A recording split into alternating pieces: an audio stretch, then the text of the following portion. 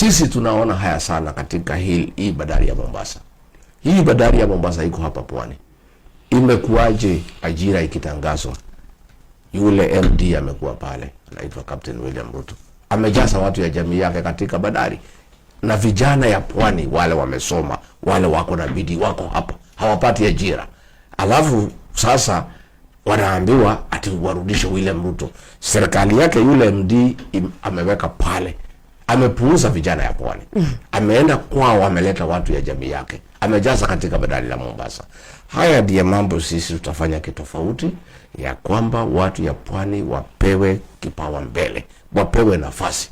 Kama ni hii bandari ya Mombasa waiongoze, kwa sababu iko hapa. Wanaelewa mambo ya pwani kuliko sisi. Wanaelewa mambo ya uvuvi kuliko sisi. Kwa hivyo uongozi wetu utakuwa tofauti, na tofauti yetu na wengine ni kushirikisha watu ya pwani katika meza ya kitaifa.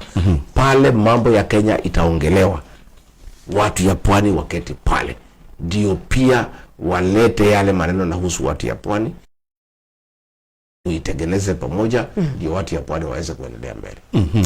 Okay.